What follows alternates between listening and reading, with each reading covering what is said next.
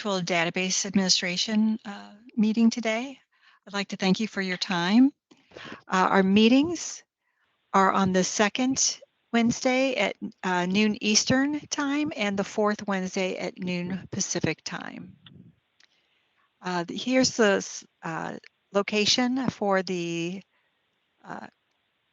slideshow and demo code. You could just send an email to the DBA-VUG at Outlook and we'll get that over and posted.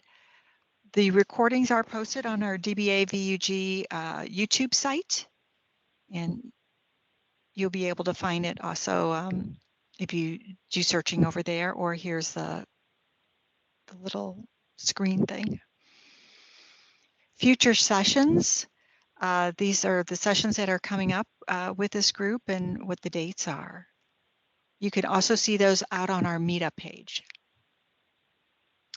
Events, these are SQL Saturdays and Data Saturdays that are coming up. They're one-day mini conferences. Some still are doing virtual as well as in person, and some are only doing in person now.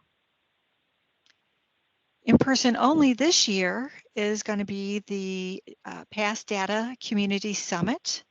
The past 2 years they offered a virtual component, but this year they're going back to in person only. So here's the date. Right now, I think they have a discount until June 7th if you want to go and register. If you want to speak, have a suggestion or any feedback, please send us an email to the DBA-VUG at outlook.com. Can I add one thing here, Julie? Yes. If you guys want to speak but are nervous, and if you need help prepping up or anything at all, even so that you can get up and speak, please feel free to reach out to us. We'll make sure that you can, okay?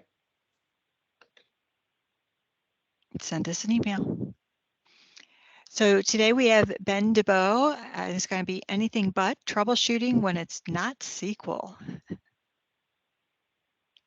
And I'm going to... Well, thanks, Julie and Paresh. Let me share my screen real fast. Minimize this. Well, welcome everybody, and thanks for taking the time today to listen to me talk about anything but troubleshooting when it's not SQL Server. It's one of my favorite topics because how often are we blamed as the I call it source of poor performance, some issue that's happening within the environment, and we go to look and SQL Server is healthy, but we see something else in the environment that's impacting us. So a little bit about me. It was interesting over the COVID time. We had a lot of time on our hands, and I ended up writing a book. This book is called End of Abundance in Tech, and a lot of it is I'm sharing a lot of my experiences around what I've seen over the last 25 years consulting around the world, helping scale systems, do high-risk projects, et cetera, around data. And I've been working with SQL Server for about 25 years. So over that time, I've seen a lot. And one of the key things is how do we create a better world going forward? And I share some of those thoughts within the book. And this is the QR code. It's actually coming out on August 1st because guess what? There is a paper shortage around printing books as well. Separate from that, I also am the founder and CEO of a couple companies. So Fortified Data is a consulting and managed services company where we help organizations both consult around data migrations, business analytics, as well as scaling your systems and optimizing systems. Separate from that, though, is we also have designed our own software that helps people understand workload analytics. And if you are, having performance issues, really want to understand the health of your system and what actions to take, we have also developed a product called Wisdom. I share a lot of different thoughts and I call it ideas out there on some of those other links with Forbes and some of the other things. So if you like what you hear today, please check those out. Today, we're going to be talking about a couple different things around how do you troubleshoot within your environment and what are some of the things that are impacting us as well. We have about an hour to cover a lot. I could spend easily a full day on this and deep dive. So today, what I want to be able to do is to be able to tell you from a high level, what are some of the rules of engagement before we just dive in and start to troubleshoot? Because I know that all of us are very, very eager to solve the problem. Second, we want to understand what are some of the common issues. So I'm going to go tackle in order the common issues that I'm seeing within the environment that are impacting us when it's not SQL Server. And finally, just summarizing, how do we identify and communicate what we're seeing out to our peers within the organization? Because our domain is the data, but if something else is impacting us, how do we be successful long-term in making sure that our expectations, that right SLAs are defined up front? And we're going to be taking questions at the end, so I'm going to leave about 10 minutes. So if you do have questions, feel free to ask and put them in the chat. And Julie and Paresh will be able to ask me at the end. So one of the things, though, is today is a complex world. Back in the day, you used to have a 3-tiered app, and it would be relatively simple to be solving it. You'd have an app server, a database server, maybe a middle tier server. But today, when you're looking at a SQL Server, I have connections coming in from all different sources, whether it's web and mobile, whether it's middle tier servers, app servers, ODBC connections, through Power BI refreshes, etc. All these different consumers want access to my data. With that, it's putting a lot more visibility on the data to be available, ready, fast for retrieval, etc. But what's also happening is this. It's also creating increased complexities in the ability for me to be able to support this environment and keep my SQL Server up and running, because any little blip now is more visible, as a lot of the applications that you guys are supporting today within your business are supporting not hundreds of people, but thousands or tens of thousands of people as well. So let's just say that there is a problem. One of the first things that I found out a long time ago is this: we all want to run as fast as possible and try to troubleshoot the problem. And when we interview people and everything, a lot of times they say, well, one of the first things I'm going to do is RDP to the server, right? Because I want to go and start to see things. Before we go and start to solve anything, one of the things that I always tell our team and tell everybody is, let's understand and define the problem. Because if we really don't understand what the problem is, we really will not know what to look at, right? But once we understand what the problem is, we also want to understand the importance of that problem. Because if it is a problem that's only impacting one user, you as a DBA, and there's only a handful of us within any organization, really need to understand what is the importance of this issue, because is this an issue I want to go solve right now? And if it is a issue that's impacting multiple users, or is it impacting the system as a whole, we should notate that, because that's going to also interpret sort of how fast we engage, who we get involved, and so forth. Right? So understanding how wide it is, who is it impacting? Is it impacting the technology leadership because they're not getting their reports? Or is it impacting the end users in the field where they can't service orders, etc.? Also understanding whether or not it's impacting just SQL Server, or is it also impacting the other technology servers in the environment as well? These are all different things that we like to try to understand a little bit more before we start to get involved on troubleshooting and solving the issue. Another important thing within us, within solving a problem, is this: we are all focused on data. We are the gatekeepers of data, but one of the important things, though, too, I also see within organizations that impacts the ability for us to communicate effectively between people is we want to understand and talk about facts only. So many times do we get called in and someone says, hey, I have a problem, here's my problem definition, and I think it's the network, or I think it's slow storage, or I think it's, and I politely ask, hey, what data do you have to support that? Well, I know we're pushing a large amount of data over the network. It must be the network because we are pushing so much data. Well, if they don't have data to support that, then we need to go get the data. Maybe the network bandwidth is impacting that reporting application. We don't know. And one of the key things is a lot of us within issues and crises is if people have hope because you said you think you know the answer, guess what? That also propagates very quickly. So we want to make sure that we only talk about data and clearly define the problem. This is, I think, one of the most important things, and this isn't something that you can do today, but it's something that's over time. Learn the fundamentals. Because one of the key things that you're going to hear today as we solve and look at all these other areas that might impact SQL Server, we know the fundamentals of how everything works, just the base. It really helps us better communicate with the others within our organization as well. And as I mentioned, communication is crucial. How do you communicate to your storage admin when you find out that storage is the issue? Because one of the key things is they are going to need certain pieces of data from you, from your system, so that they can go help solve the problem. And one of the challenging things is many times us as DBAs have to bring more information to the other parties, and that means we end up having to learn a little bit more than is typical. It's almost like the IRS. We are guilty until proven innocent, and that's why I always say keep your receipts. Collaboration is another key thing too, because as we have this information, we do have to collaborate, and that's the only way we're going to actually solve these issues when it is not in your domain. So let's dive in and talk about one of the first issues. As systems, database systems that are supporting large applications are scaling to hundreds, thousands, or tens of thousands of transactions per second, CPU is becoming a little bit bigger bottleneck. If you would have seen this presentation probably 5 to 7 years ago, this number one issue would have been storage.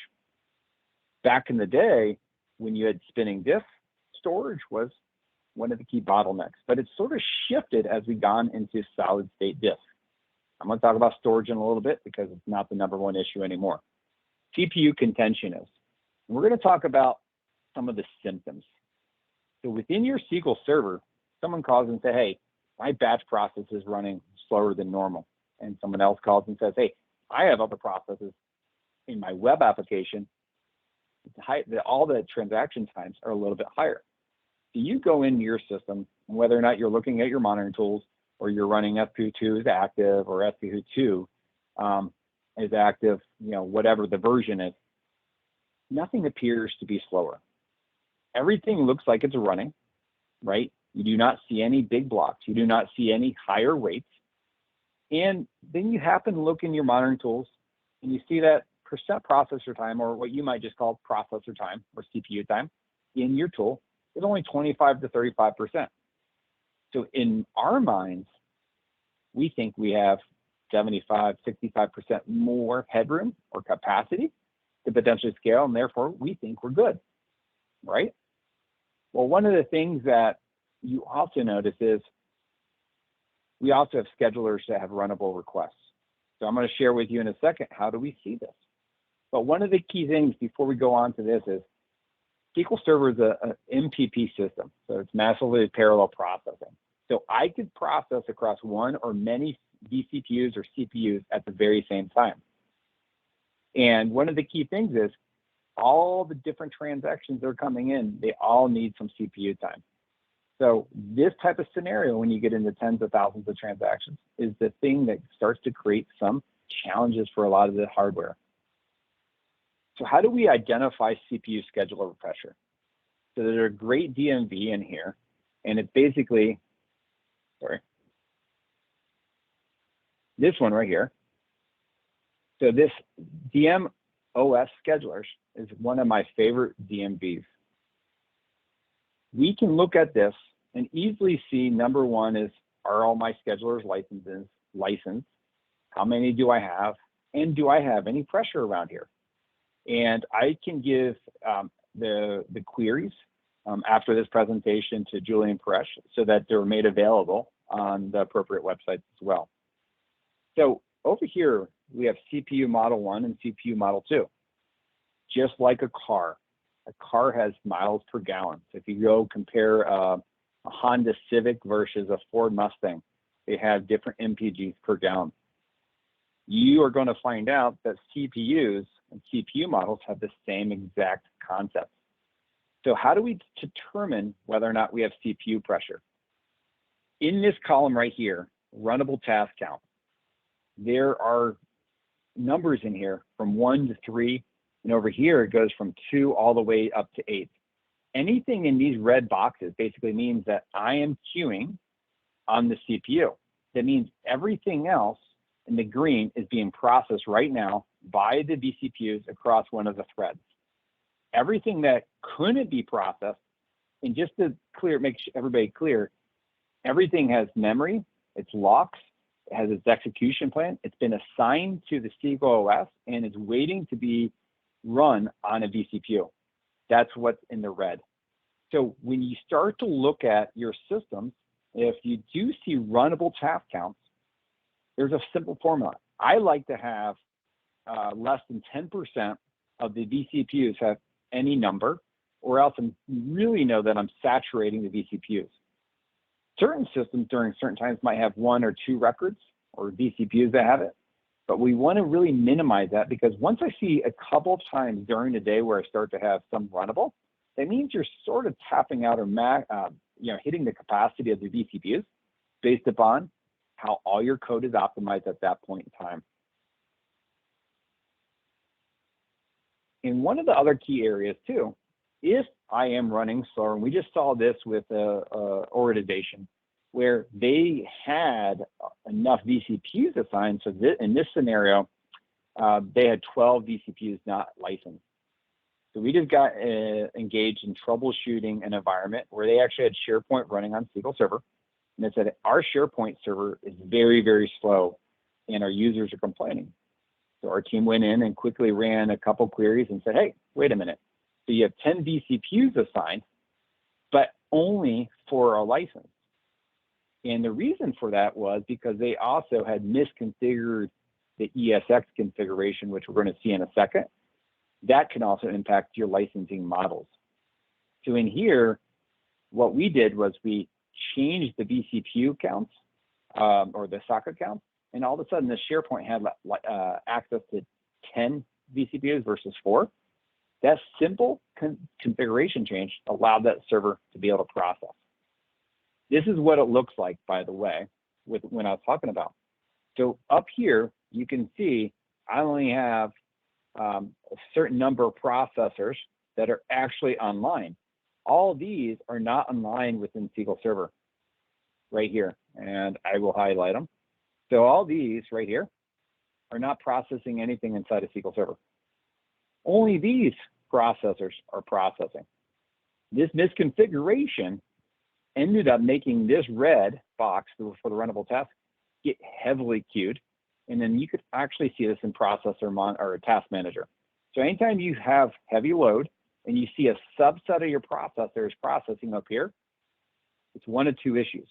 Either your vCPUs are not configured correctly, or your affinity mask or CPU mask is potentially set as well.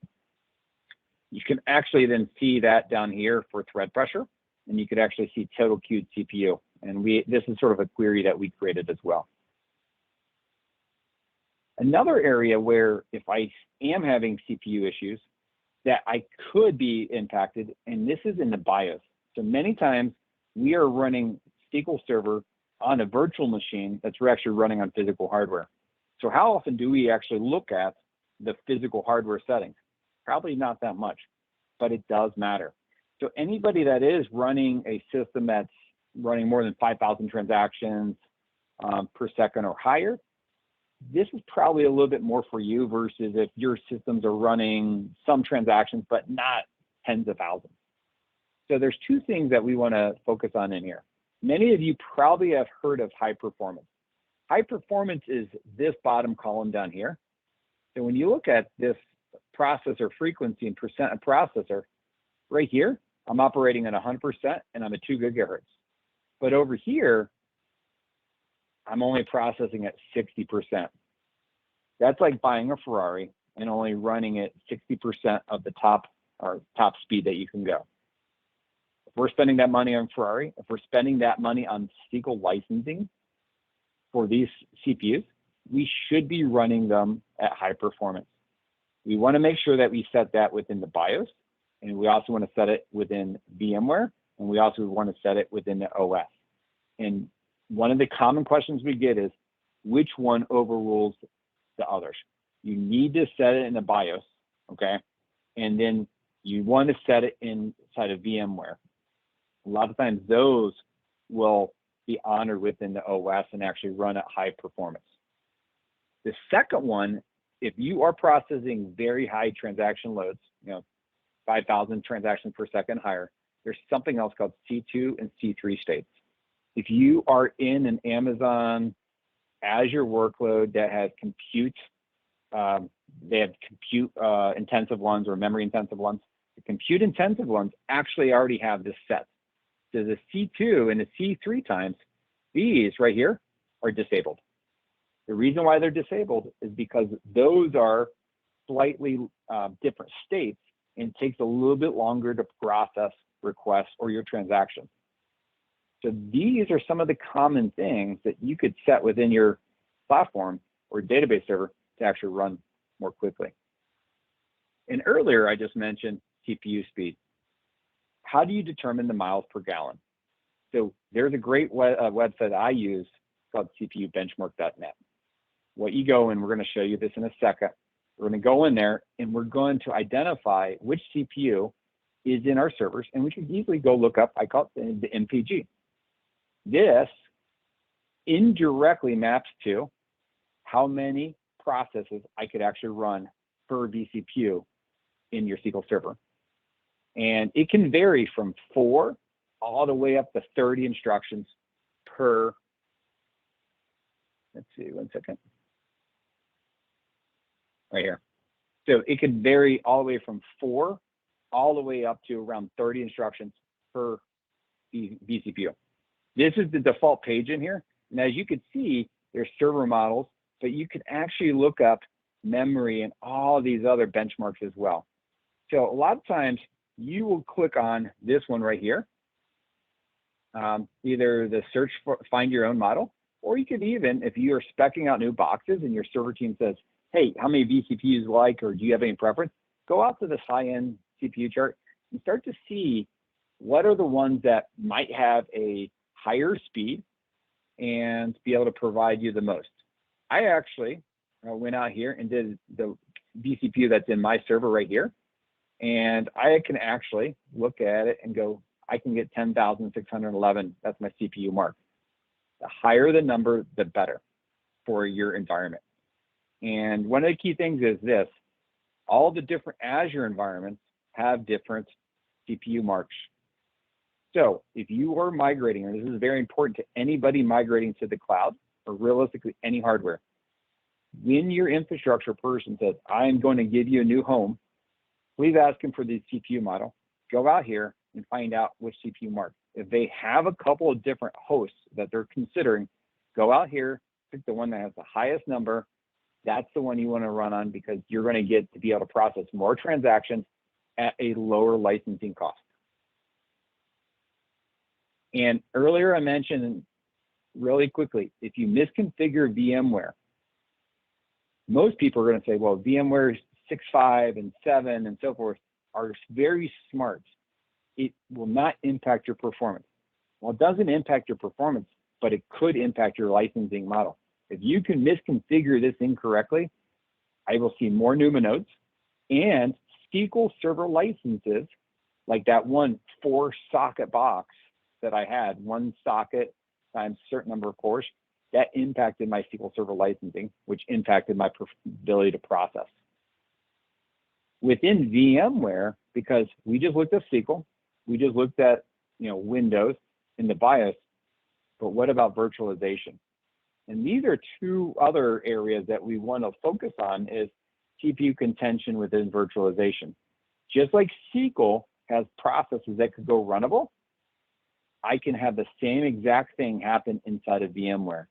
So there's 2 different things. The CPU ready times are signals that I've been assigned to a vCPU and I'm waiting on vCPUs to execute my processes. This is happening at the virtualization layer. And then there's another one called co-stop times. This is where I'm waiting to be assigned to the vCPU. Both of these are basically impacting your workload, and you do not see this easily inside a SQL Server. Some tools start to show you whether or not you have this, but it's sort of a hidden, I call it, performance penalty, and it's a little bit hard to find.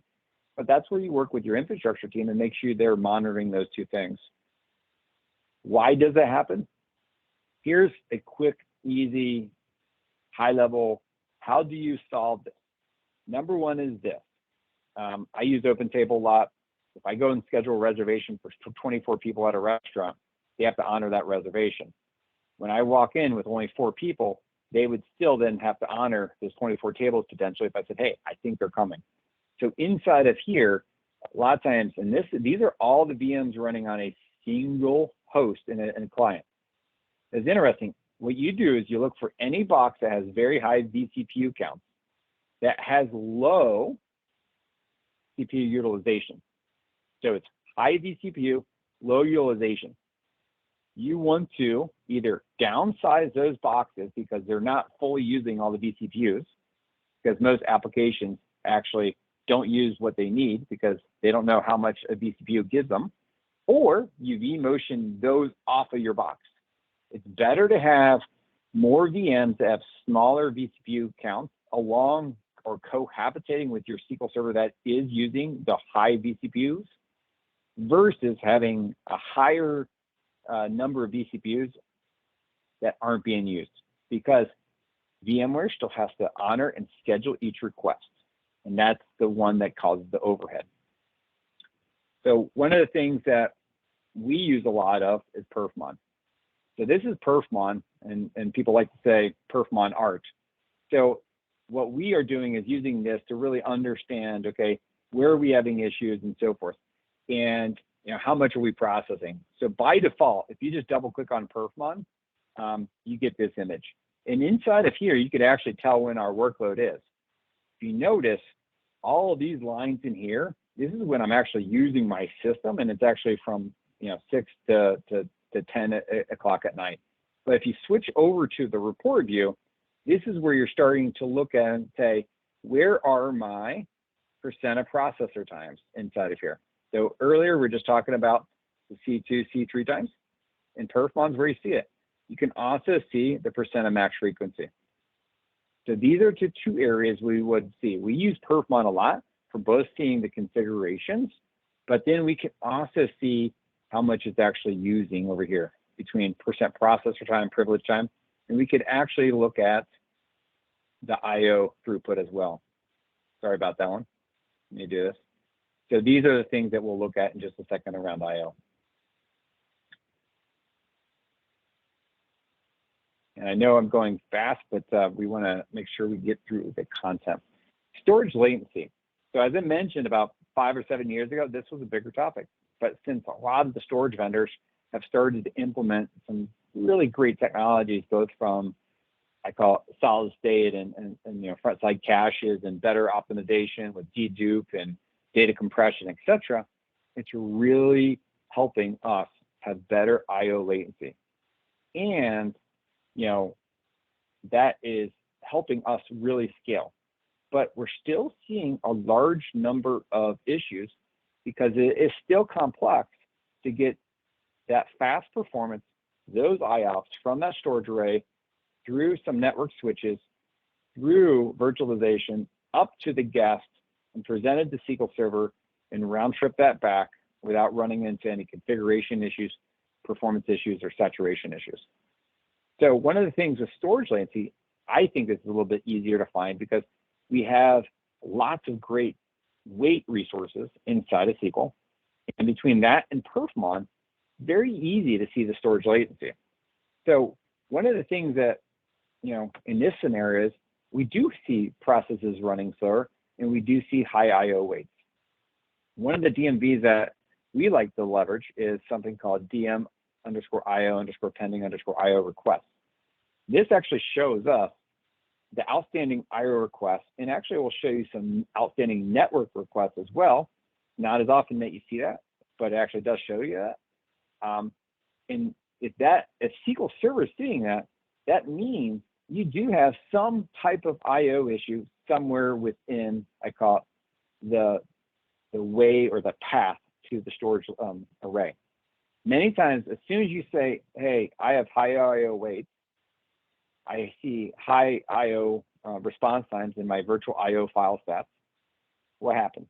Storage admin goes to your storage array and goes, everything's coming off this 1 millisecond or 2 millisecond or faster. So at that point in time, now you have to provide more evidence, more data, have more conversations, and realistically, we know that it's somewhere between that storage array and the server that you're running. So how do we prepare that package? How do we get the right data to better communicate with that storage admin? So inside of here, we have exec requests. So exec request is one of the key queries that if you're running SQL is active and some of those other dynamic queries, it's showing you what's actively running within the system. This is the, a capture of a weight resource column that has a lot of IO weights. And then on the right-hand side over here, this is our pending IO request. And then over here, you can see some very high IO requests on these file IDs. So right now, if someone said, I have slow IO or slow process running in my system, if I then see these weights and then I see these pending IO requests, and I run both of these queries in our standard query, I know that I have some issue. And then the other important thing is this. If you notice over here, a lot of these are milliseconds.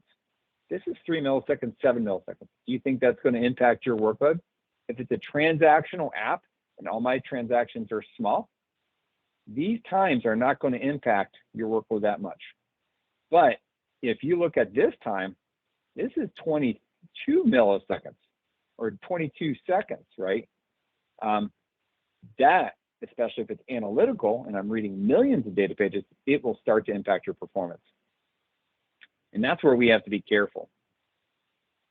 What are some of the things that are hidden that we can and sometimes see within a system? We've seen where people will try to control either the processor affinity or IO affinity. And again, if you look at Task Manager, the other image I showed you 16 processors. The top 4 were pegged, the bottom ones weren't. Here, this first one is pegged, the other 3 are not. What would create that scenario? A lot of times it's somebody is changing the affinity, and affinity basically means I am going to only run and use that CPU, and or else that CPU for both processing or IO. I've also seen where IO is slow, and because of the affinity, I'm only going through one CPU, and that will be through privilege time. Then I actually see imbalances in my Task Manager. High level, try not to set affinity.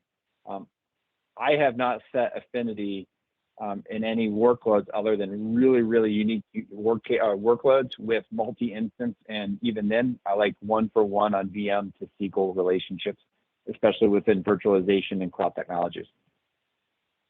Here's some of the considerations that we need to think about for storage. So there's really 2 things that we want to communicate out to our infrastructure teams, because part of it is setting the right expectations up front. Because if you are the DBA and you're supporting a highly transactional app, and you know that a lot of our best practices, say, hey, I need all my IO for transaction logs, 5 milliseconds or less. And a lot of times you say, well, I really want it 2 milliseconds or less.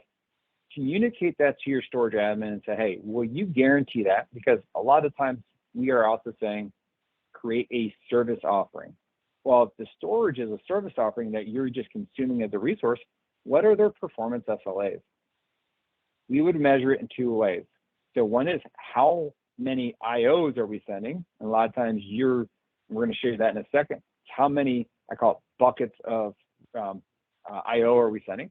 The other one is how much are we sending, which is megabits per second. I can measure in both, and both the cloud providers and your internal teams will show those in both. We also want to make sure that we also communicate the latency. So if you have transactional systems, right, my transaction log is one of the most important things to write as quickly as possible.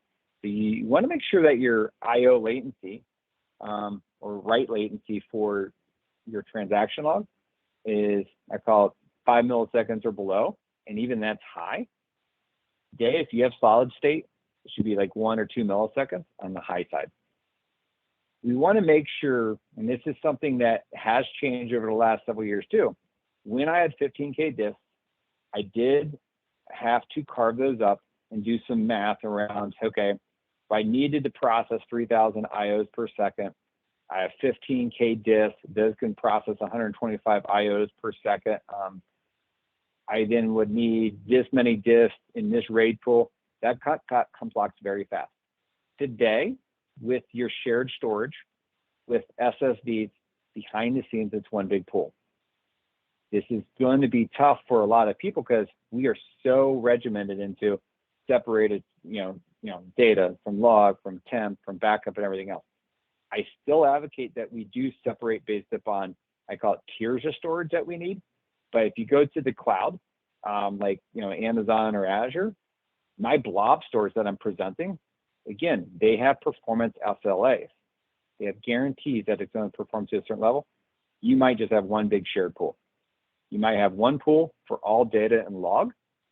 TempDB most of the time is separate because you're going to put it on ephemeral storage as well. So when we go into disk allocation, some of these things have changed, and just be aware of that and based upon the tier of storage, if that helps your costs. So how do we know what we need to send? So again, perfmon, we go into this view, and up here for logical disk, and you can use this for physical disk, we want to look at a couple things. So right here is my bytes per second. So this is actually sending around 2.6 gigabytes of data total per second to your storage array.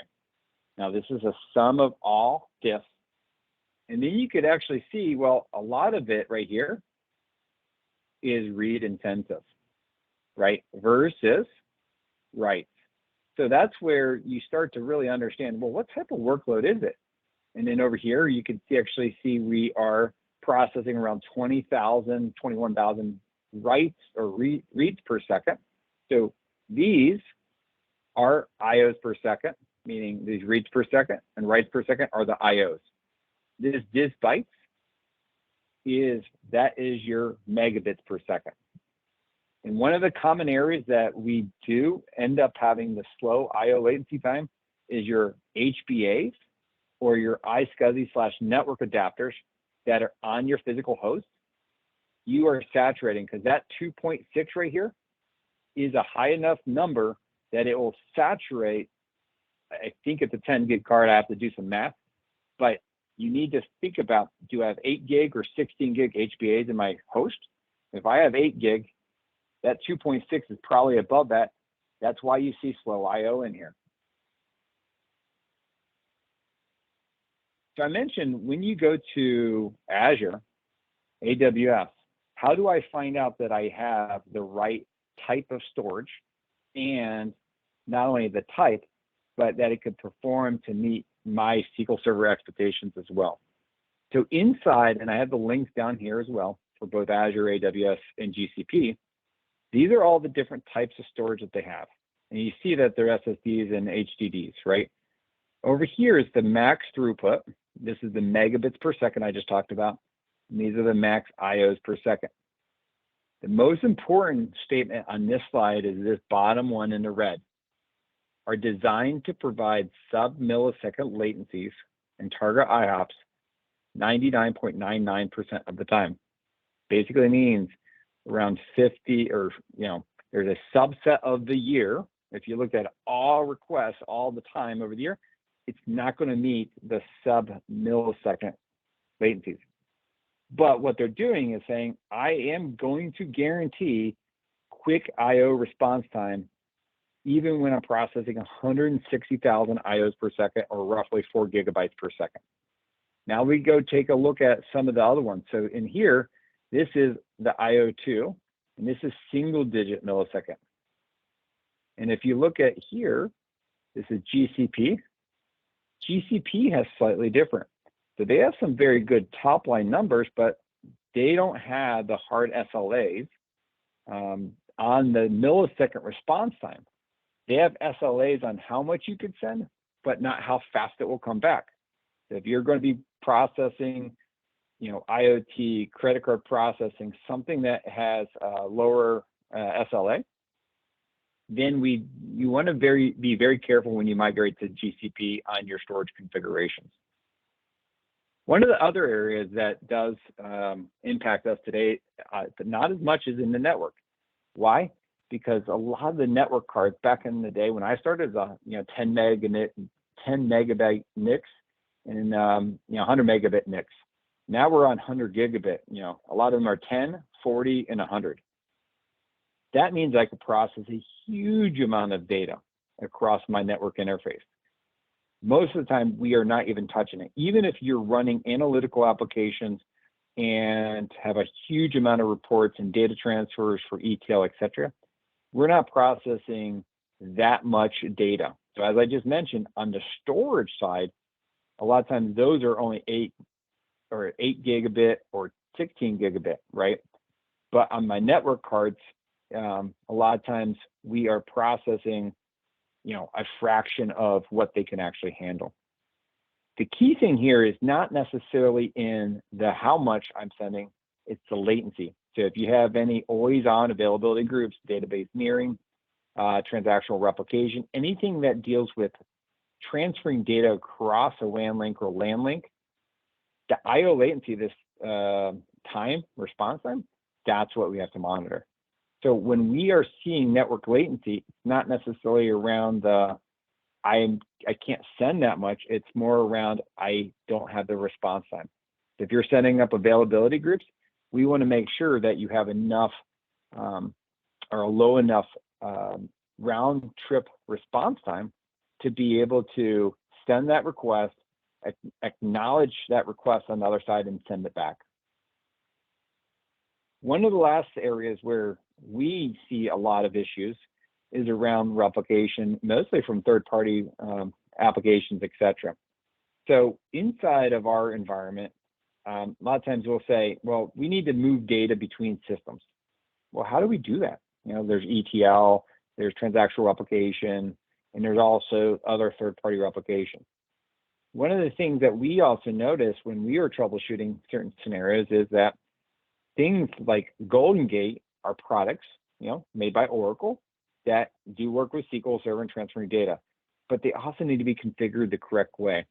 One of the things that we noticed, if you run some of the Glenberry scripts, you can look at the top cost, top worker time. We noticed these processes had very large high worker times. And it's very interesting because these are very simple delete statements.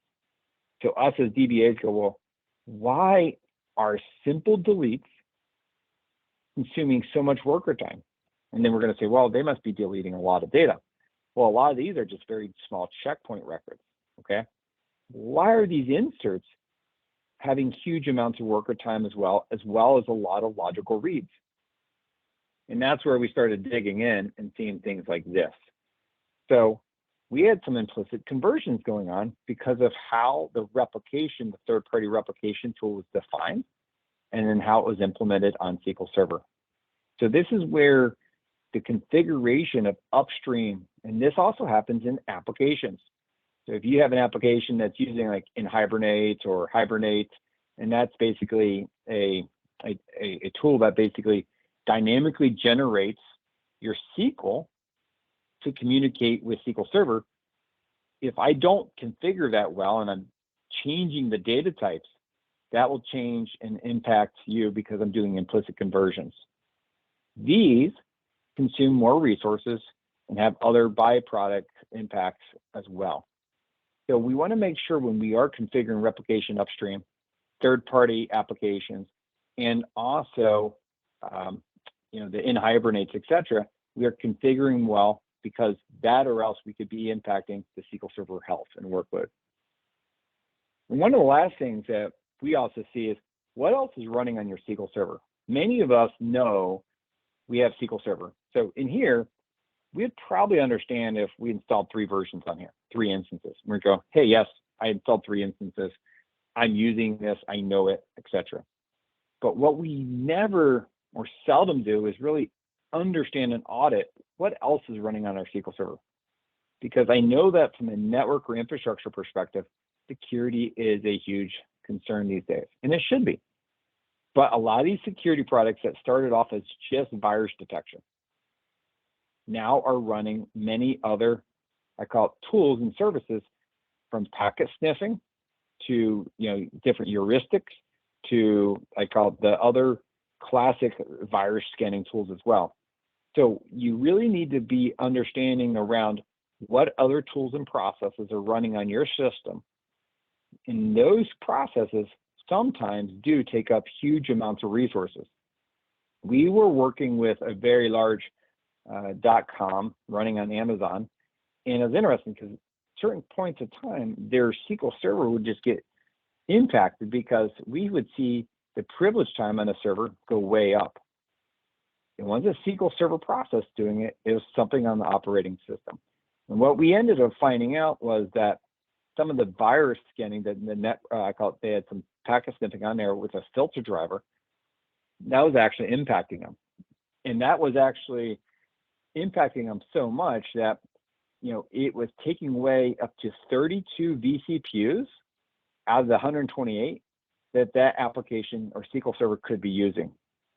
So if you are running mission critical systems, just be aware of what else is running on there and just understand the resource footprint of that service, because that is going to compete for SQL Server to be able to use those same resources. So in summary, what we want to make sure is that there are a lot of other issues out there that impact us, right? Because think about all the other services, all the other, I call it, ways we interact with SQL.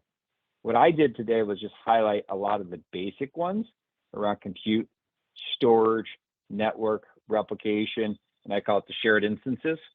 But there's many other issues that happen out there. It goes back down to having the right data. So for your monitoring tools, it's making sure you're capturing the vitals. And then the key thing is this, asking the question, is it impacting me by 5% of the time, or is it impacting me 30% of the time? If it's 30% of the time, let's have a conversation to better understand what that is. We also want to make sure we define the problem, because we don't want to just start to troubleshoot blindly. And we want to make sure we understand not only what the problem is, we also want to understand what is success. Because if we don't understand what success is, we could keep on going and going, and it might not be worth our time because we might have been able to patch it or remedy it. Hard data is very important. So those tools that you guys have running within your environment, use that data to help your conversations go more smoothly. Package that data up in the right way to work with the other people within your organization as well. Collaborate and communicate, that's the most important thing. Make friends with your infrastructure team. Make friends with your application team as well.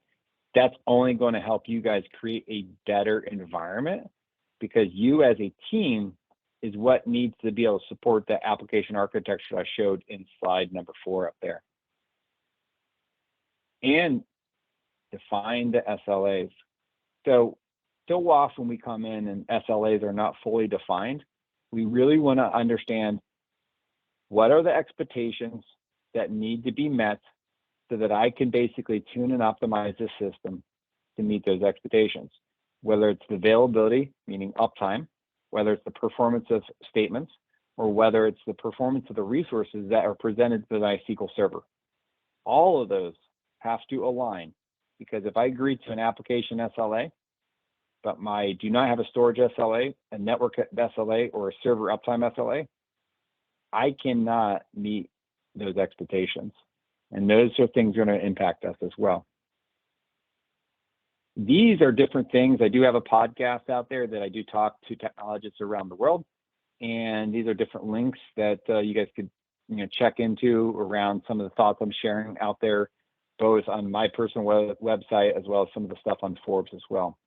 I'm going to open it up for questions, and definitely, hopefully you guys learned a tip or two in here, and we'll make sure you guys get the scripts as well. So if anybody has questions, if you want to type them into the chat, Kevin Wood just made a comment about with virtualization, CPUs may be oversubscribed on the host. Correct. Yeah, so one of the great questions I always ask, and there's actually two. Hey, virtualization admin, how much do you oversubscribe CPU or memory and storage, and by how much? And they'll usually give you a percentage, and it's usually by tiers of service. So they might say non-production or gold or silver. They might have silver. Hey, we oversubscribe by 200%. For gold, we don't oversubscribe. For bronze, we oversubscribe 400%. That's what we want to know. Are there any other questions?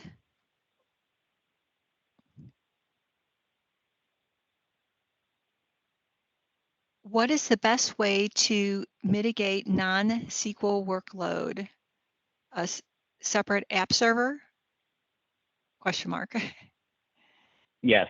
So one of the key things that I always say is this. If you have a production box and you want it to perform a certain way, meaning guaranteed performance or predictable performances are two words I use, you will have a server to perform that function. Whether or not it's an app server, a reporting server, an ETL server, those services would be put on a different server. And the great thing is you would right size any of those servers based upon the resource requirements of those. The reason why we separate them out is because if I have multi-instances in a single server, and that's a SQL Server on SQL Server, it's very hard for me to slice the pie for all those resources and make sure that me and Julie can eat the right amounts of pizza every day, right? So that's where separation into separate servers is recommended from my point of view for production applications.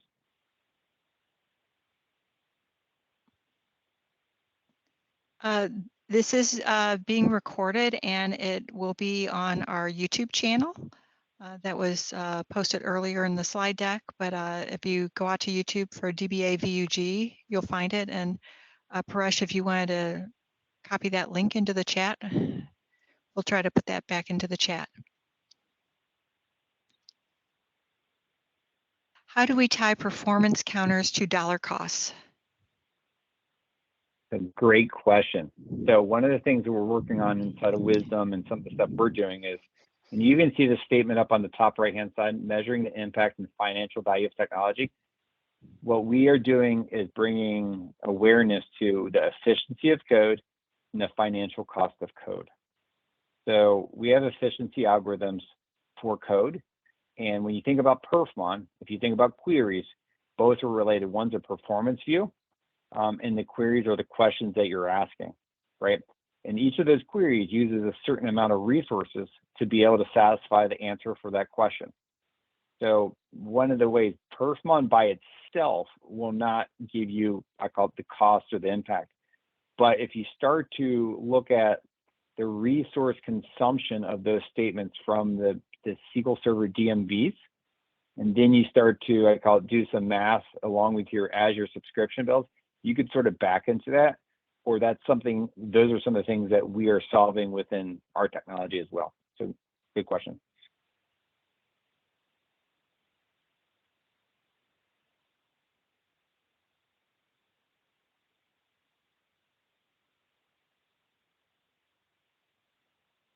Definitely, thanks for letting me present today. And if you do have additional questions, my email is right here.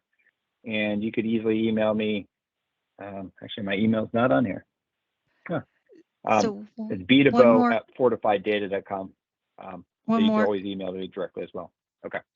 One more question is, even if it means link servers to access or feed SQL from the app server? Yeah, so access and all those Microsoft applications, the link servers are going to be able to provide the connectivity to those. But within running other third-party apps, I still keep third-party apps off the SQL Server, because the other key thing is you then have to patch and support that. And it's another surface area that I would have to protect around in that SQL Server. So from a services and security, I keep those off. If the question is around, link servers and performance and, accessing downstream, those are just things that we have to ask the questions around. What type of data are we connecting to outside, and, what's the best way to get external data against and leverage it against the SQL Server that I'm using as well. That's more of a use case question. Okay, can I stop the recording now? Yes, thank you. So